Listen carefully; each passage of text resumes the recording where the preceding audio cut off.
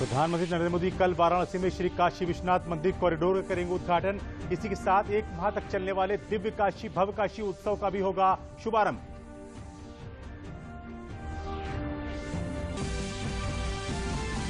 मुख्यमंत्री योगी आदित्यनाथ ने आज लाभार्थियों को निःशुल्क राशन पैकेट देकर निःशुल्क राशन वितरण का शुभारंभ किया। मुख्यमंत्री ने कहा कि आज खाद्यान्न वितरण कार्य को पूरी पारदर्शिता के साथ आगे बढ़ाया जा रहा है। सपा पर हमला करते हुए प्रदेश सरकार के मंत्री ब्रजेश पाठक ने कहा कि सपा का अपना नाम बदलकर माफियावादी पार्टी कर देना चाहिए।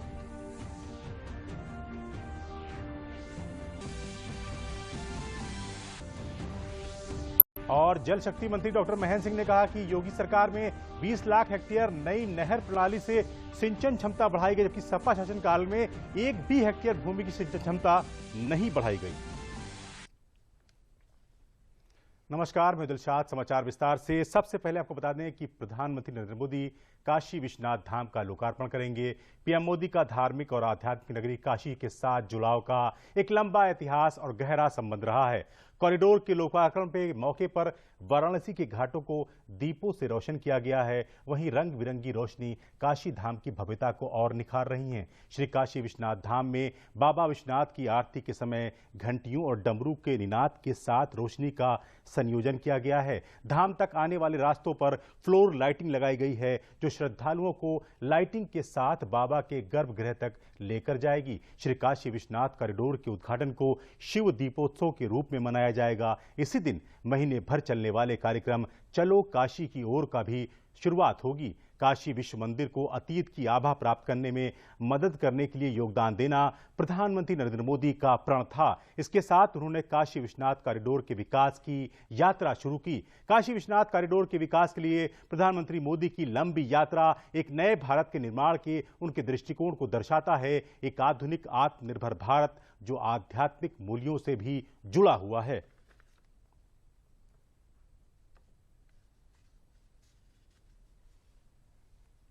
सोमवार को प्रधानमंत्री नरेंद्र मोदी काशी विश्वनाथ मंदिर के भव्य स्वरूप का लोकार्पण करेंगे।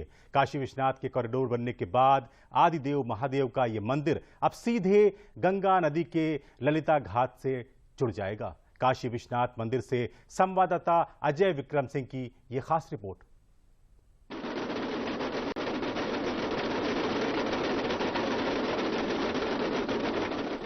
हर हर महादेव के नारे और डमरू की आवाज के बीच में, ध्वनि के बीच में ये है काशी विश्वनाथ मंदिर का नया परिसर, जो पूरी तरह से बनकर तैयार है। प्रधानमंत्री नरेंद्र मोदी इसका लोकार्पण करेंगे। इसके पहले ये मंदिर महज 5000 स्क्वायर फीट में था और ये अब परिसर बाबा का धाम आज 5 लाख स्क्वायर फीट में तैयार हो चुका है। इसके 3 पार्ट हैं। एक ये मंदिर परिसर है, दूसरा मंदिर चौक है और तीसरा कॉरिडोर है, जिसके जरिए सीधे गंगा नदी के घाट पर पहुंचा जा सकता है। ये पहली बार होगा इस कॉरिडोर के बनने के बाद कि अब बाबा काशी विश्वनाथ के दर्शन के लिए लोग मां गंगा के दर्शन के बाद सीधे बाबा काशी विश्वनाथ के दर्शन कर सकते हैं। इसके साथ ही साथ इस मंदिर का के साथ 4 और विग्रह हैं जो पहले से थे, लेकिन जब हम यहाँ दर्शन करने आते थे तो उन विग्रहों में भी हमें अलग अलग होकर जाना होता था। आज इसी परिसर में, चाहे वो ज्ञानवापी कूप हो, चाहे नंदी की मूर्ति हो, या फिर ये जो 4 विग्रह एक साथ जो अब देखने को मिलते हैं, एक विहंगम दृश्य देखने को मिलता है। इस मंदिर में आने के लिए 4 द्वार बनाए गए हैं। 4 द्वार के जरिए इस मंदिर से श्रद्धालु इस मंदिर कर पाएंगे। इसके साथ ही साथ जो कॉरिडोर बनाया गया है, कॉरिडोर बनाने के लिए 63 ऐसे जिनको हटाना पड़ा। उन घरों के दौरान वहां पर प्राचीन काल की मूर्तियां प्राप्त हुई और उन 63 जो वहां पर जो विग्रह प्राप्त हुए, वहां पर 63 नए मंदिरों का भी पुनर्निर्माण किया गया। इस लिहाज से हम मान सकते हैं कि बाबा का धाम एक नए रूप और नए स्वरूप में तैयार है। यहाँ पर अब श्रद्धालुओं को आने पर किसी तरह की कोई दिक्कत नहीं होने वाली। मां गंगा के तट से सीधे बाबा के धाम पहुंचा जा सकेगा बिना किसी परेशानी के, बिना किसी तकलीफ के। बहुत ही महत्वपूर्ण कदम है और प्रधानमंत्री के लोकार्पण के बाद एक नई सौगात मिलेगी श्रद्धालुओं को और इसके साथ ही साथ एक नई यात्रा शुरू होगी बाबा विश्वनाथ के दर्शन के। कैमरामैन शुभम के साथ अजय विक्रम सिंह, डीडी न्यूज, काशी विश्वनाथ मंदिर, वाराणसी।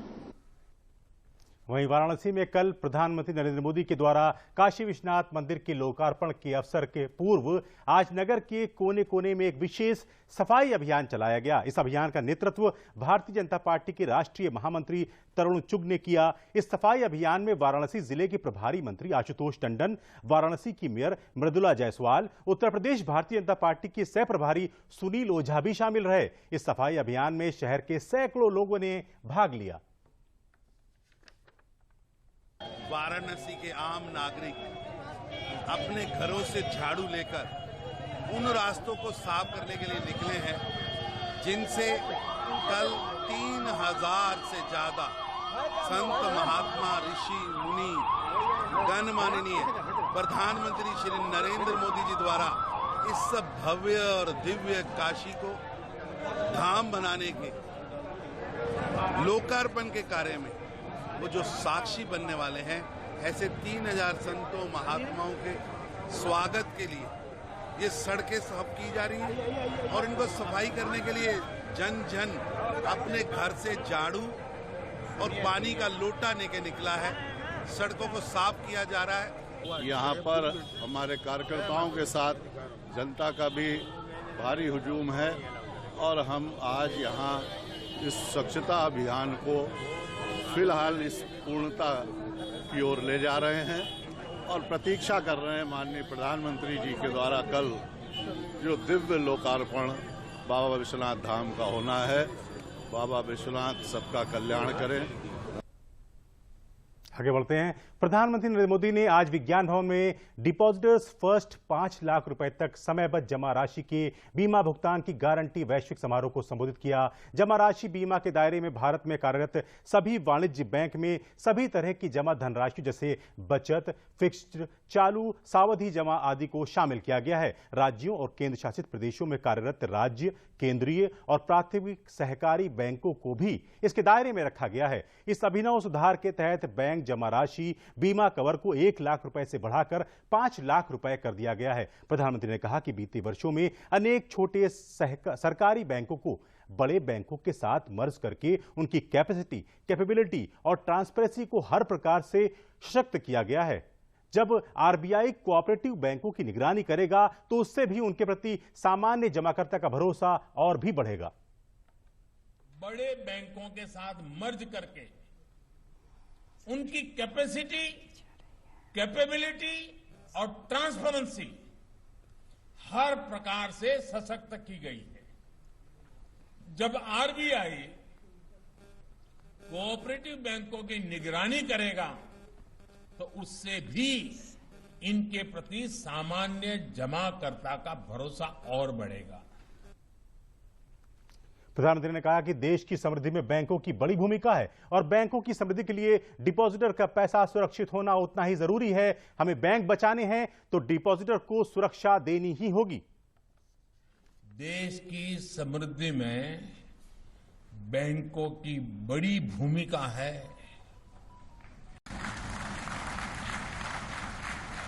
और बैंकों की समृद्धि के लिए डिपॉजिटर्स का पैसा सुरक्षित होना वो भी उतना ही जरूरी है। हमें बैंक बचाने हैं तो डिपॉजिटर्स को सुरक्षा देनी ही होगी और हमने ये काम करके बैंकों को भी बचाया है, डिपॉजिटर को भी बचाया है। और उधर रक्षा मंत्री राजनाथ सिंह ने आज नई दिल्ली में आयोजित 2 दिवसीय स्वर्णिम विजय पर्व के उद्घाटन समारोह में हिस्सा लिया। 1971 के युद्ध में भारत की ऐतिहासिक जीत और भारत बांग्लादेश मित्रता के 50 साल पूरा होने के उपलक्ष्य में 12 और 13 दिसंबर को इंडिया गेट में स्वर्णिम विजय पर्व मनाया जा रहा है। इस मौके पर रक्षा मंत्री ने वॉल ऑफ फेम का भी उद्घाटन किया। कार्यक्रम को संबोधित करते हुए रक्षा मंत्री राजनाथ सिंह ने दिवंगत सीडीएस जनरल बिपिन रावत को श्रद्धांजलि दी और कहा कि देश ने उनके निधन से बहादुर सैनिक, योग्य सलाहकार और जिंदा दिल इंसान को खो दिया है। विभिन्न युद्ध एवं थिएटर ऑनर्स अमरवीर सैनिकों के सर्वोच्च बलिदान का ये स्वीकृति हमारी जनरल रावत के निधन से एक बहादुर सैनिक, योग्य सलाहकार और जिंदादिल इंसान को खोया है। वे इस विजय पर्व के आयोजन को लेकर बेहद उत्साहित थे।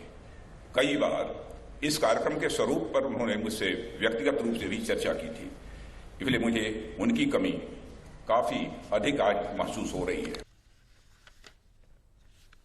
रक्षा मंत्री ने विजय पर्व के अवसर पर 1971 के युद्ध को याद करते हुए कहा कि इस मौके पर दो बातें प्रमुखता से सामने आती हैं। एक है भारतीयों की मानवता और दूसरी है विश्व बंधुत्व की। उन्होंने कहा, हमने मानवता और बंधुत्व की भावना को सीमित नहीं रखा और की धरा पर रहने वाले हर जीव जंतु को अपना परिवार माना है।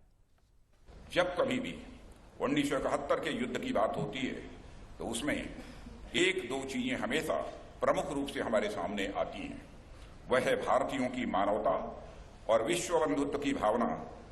संपूर्ण पृथ्वी, जिसमें केवल मानव ही नहीं बल्कि जीव जंतु भी शामिल हैं, सभी उसके अंतर्गत आते हैं। विश्व में अकेला देश हमारा यह भारत है जिस देश के रहने वाले ऋषियों और मनीषियों ने भारत की सीमा में रहने वाले लोगों को ही अपने परिवार का सदस्य नहीं माना है, बल्कि पूरे विश्व की धरा पर रहने वाले सभी लोगों को परिवार का सदस्य मानते हुए सारे विश्व को वसुधैव कुटुंबकम का संदेश देने वाला इस विश्व में अकेला कोई देश है, ये हमारा आपका देश, ये हमारा भारत है।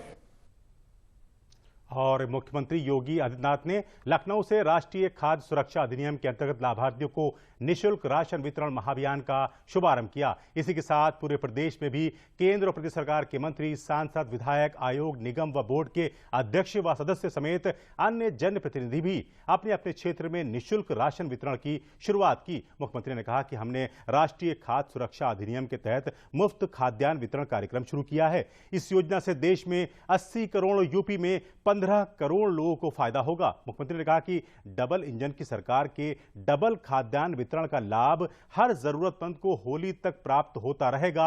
डबल इंजन की सरकार के कारण महीने में 2 बार खाद्यान्न योजना का लाभ हर जरूरतमंद को प्राप्त होगा। डबल इंजन की सरकार का डबल खाद्यान्न का लाभ भी हर जरूरतमंद को प्राप्त हो, यह लाभ भी हर जरूरतमंद को दिखे। इसी दृष्टि से आज इस बृहद खाद्यान्न योजना का शुभारंभ एक बार फिर से दीपावली से होली तक आगे बढ़ाने का कार्य किया जा रहा है। डबल इंजन की सरकार है तो महीने में 2 बार खाद्यान्न योजना का लाभ हर जरूरतमंद को प्राप्त हो। आज इसी का शुभारंभ करने के लिए हम लोग यहां पर आए हैं।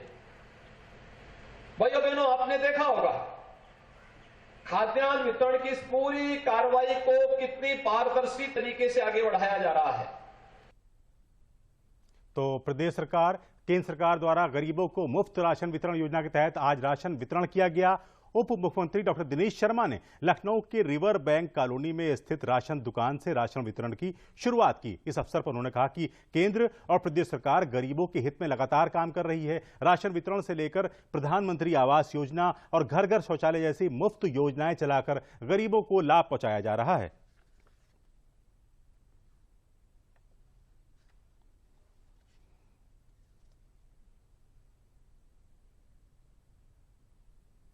आज जो भारत सरकार के द्वारा ईट राइट मेला का आयोजन यहां पर किया गया है, निश्चित रूप में वो हमारी जागरूकता अभियान का एक अंग है।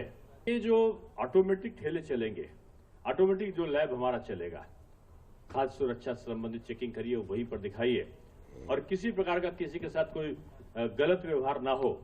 तो मैं समझता हूँ इस पारदर्शिता से जहां जो ग्राहक हैं, उपभोक्ता हैं, उनको एक स्वास्थ्य की सुरक्षा मिलेगी, वहीं व्यापारियों को एक उनको भी एक सुरक्षा मिलेगी, इस बात की गारंटी कि उनका उत्पीड़न नहीं होगा, शोषण नहीं होगा। और तीसरा जो सबसे बड़ा लाभ मिलेगा वो उपभोक्ताओं को मिलेगा और उपभोक्ताओं को ये होगा कि स्वास्थ्य के प्रति जागरूकता की जो भावना है उसको सचेत रहने का अवसर उनको प्राप्त होगा। वहीं निःशुल्क राशन वितरण अभियान के अंतर्गत लखनऊ के चारबाग क्षेत्र में कैबिनेट मंत्री डॉक्टर महेंद्र सिंह ने लाभार्थियों को गेहूं, चावल के अलावा चना, रिफाइंड व आयोडीन नमक का वितरण किया। इस मौके पर उन्होंने कहा कि प्रधानमंत्री नरेंद्र मोदी की प्रेरणा एवं माननीय मुख्यमंत्री योगी आदित्यनाथ के नेतृत्व में चलाए जा रहे निःशुल्क राशन वितरण से गरीबों को लाभ मिल रहा है। कोरोना काल से आज तक लोगों को भरपूर भोजन उपलब्ध कराया गया है।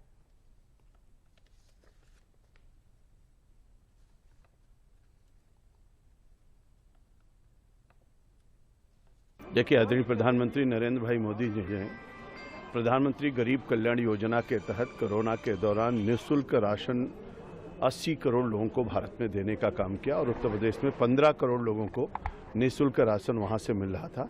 आदरणीय मुख्यमंत्री योगी आदित्यनाथ जी ने भी उत्तर प्रदेश सरकार के तरफ से 15 करोड़ उत्तर प्रदेश वासियों को, जिनका अंत्योदय कार्ड धारक लोग हैं या पात्र गृहस्थी के कार्ड धारक लोग हैं, उनको सबको मुफ्त में राशन वितरण की जो कार्रवाई पहले से प्रारंभ किया था उसको उन्होंने दीपावली से होली तक बढ़ा दिया है। आज दूसरे चरण का राशन वितरण का शुभारंभ आदरणीय मुख्यमंत्री योगी आदित्यनाथ जी ने किया। सभी जनप्रतिनिधि राशन के दुकानों पर जा करके राशन वितरण का कार्यक्रम कर रहे हैं। उसी के तहत आज मैं यहाँ पर आया था। अभी हमने 5 लाभार्थियों को राशन वितरण किया है। निःशुल्क राशन वितरण का अन्य कार्य यहाँ से संपादित किया जाएगा और सभी लोगों को निःशुल्क राशन मिलेगा। हमको चावल, दाल, गेहूँ, चना, घी, रिफाइंड जो है सब मिला है। मोदी जी के शासनकाल में और भैया जी के रहते हुए सब कुछ मिल रहा जब से है।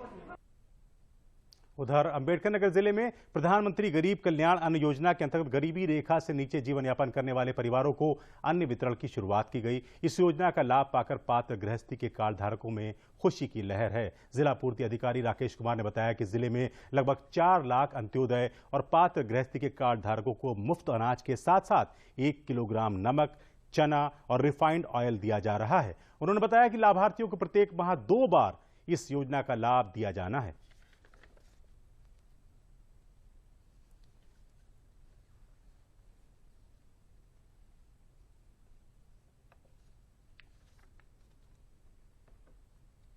मुख्यमंत्री को धन्यवाद देना चाहता हूं कि अनाज के साथ साथ रिफाइंड 1 किलो चना, 1 किलो नमक और चावल, गेहूं भी दे रहे हैं, जिससे मेरे परिवार ठीक से खा पी सकते हैं और हमारी कुछ न कुछ मुश्किलें कट सकती हैं।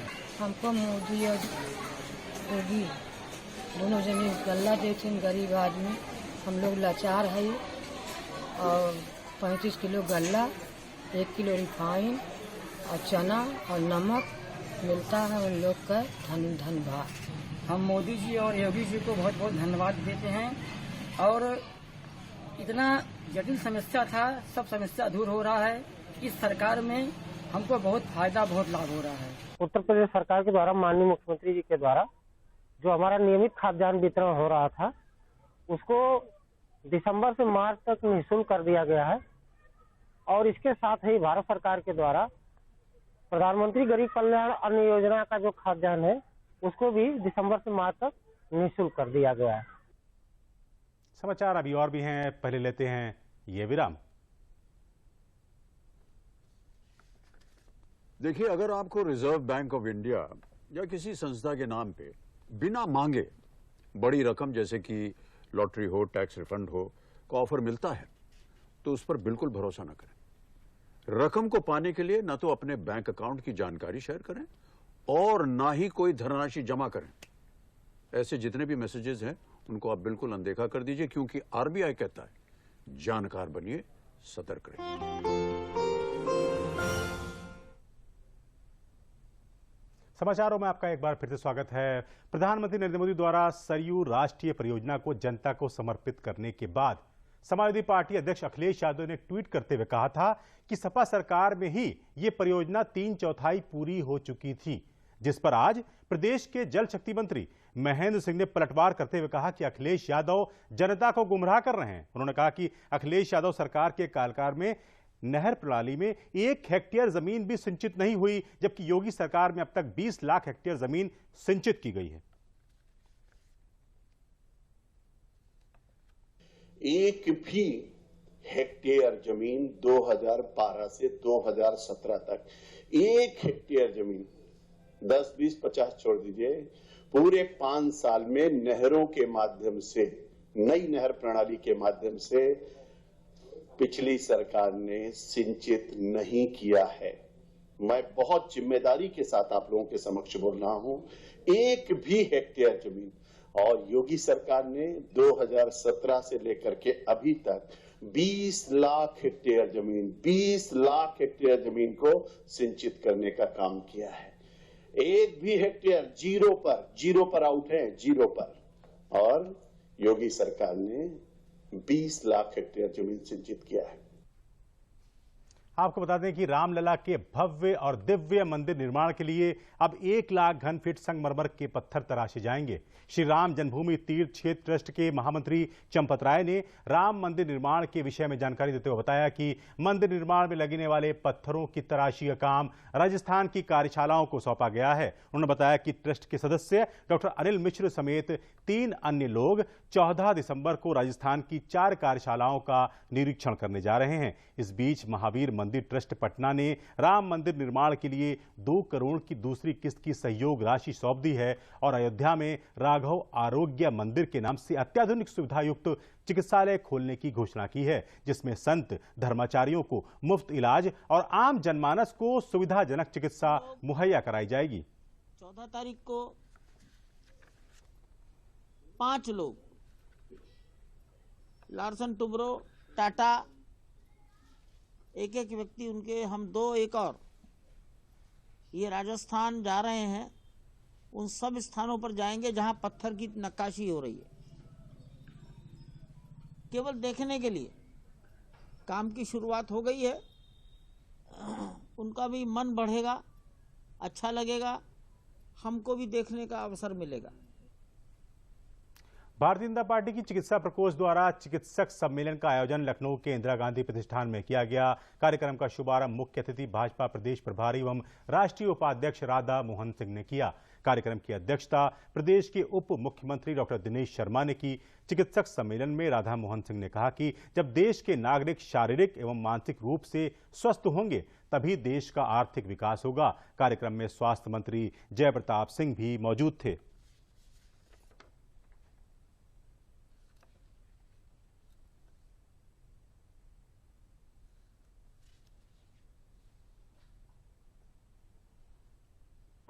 उत्तर प्रदेश सही मायने में उत्तर प्रदेश में प्रश्नों का प्रदेश, माफियागिरी का प्रश्न था,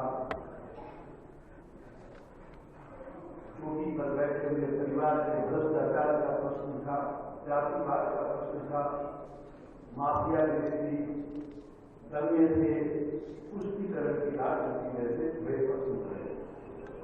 नाम था उत्तर प्रदेश, लेकिन यह प्रश्नों का प्रदेश।